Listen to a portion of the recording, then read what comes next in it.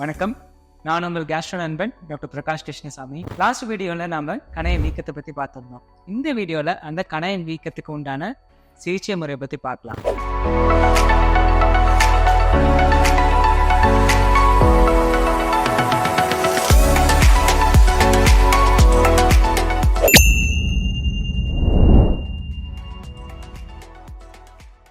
இந்தியாவில் ரொம்ப காமனான ஒரு விஷயம், இது காஸ் பண்ணுற ஒரு விஷயம் பார்த்தீங்கன்னா ஆல்கஹால், அதாவது மதுப்பழக்கம். இந்த ஆல்கஹாலுங்கிற ஒரு விஷயத்தை நம்ம ஸ்டாப் பண்ணாலே இந்த கணைய வீக்கத்துலேருந்து நம்ம தப்பிச்சுக்கலாம். ரெண்டாவது பார்த்தீங்கன்னா ரொம்ப masala and fatty fried foods ஒரு சில பேர்த்துக்கு இந்த கணைய வீக்கத்தை தோன்றும். ஒரு தடவை இந்த பிரச்சனை வந்தவங்க திருப்பி அந்த மாதிரி ஃபுட்ஸை முடிஞ்ச அளவுக்கு அவாய்ட் பண்ணிட்டாலும் ரொம்ப ரொம்ப நல்லது. அடுத்து பார்த்தீங்கன்னா ஒரு சில பேஷண்ட்டுக்கு கொலஸ்ட்ரால் ரொம்ப ஜாஸ்தியாக இருக்காது, அதாவது டிஸ்லிபிடீமியா அப்படின்னு சொல்கிறோம்.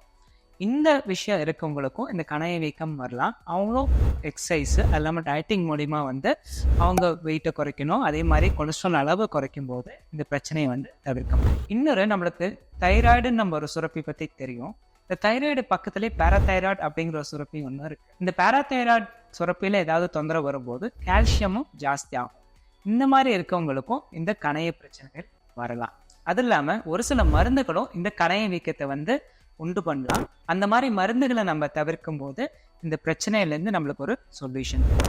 இது மைல்டு ஃபார்மில் பார்த்தீங்கன்னா ஒரு வலிக்கான மெடிகேஷன்ஸ், அது இல்லாமல் கொஞ்சம் ஐவி ட்ரிப்பு, அதாவது கொஞ்சம் நீர் சத்து ஜாஸ்தி பண்ணுறது, இந்த மாதிரி சின்ன சின்ன விஷயங்கள்லேயே பேஷண்ட் யூஸ்வலாக ரெடி ஆகிடுவாங்க. ஆனால் சிவியர் ஃபார்மில் பார்த்தீங்கன்னா இந்த கணைய வீக்கம் அடுத்தடுத்த உறுப்புகளை பாதிக்க ஆரம்பிக்கும்.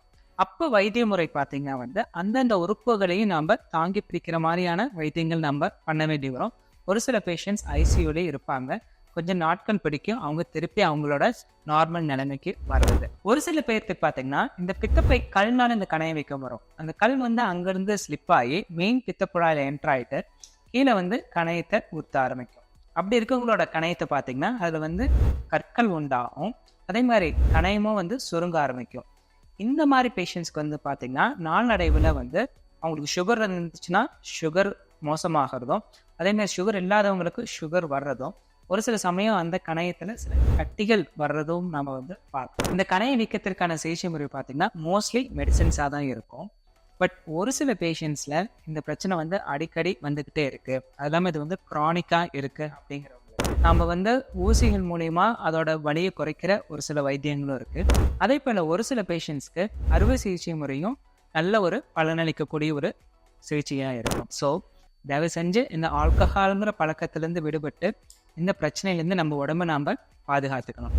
ஸோ மேலும் இன்னொரு ரொம்ப யூஸ்ஃபுல்லான வீடியோவோட மீண்டும் சந்திக்கலாம். Stay tune.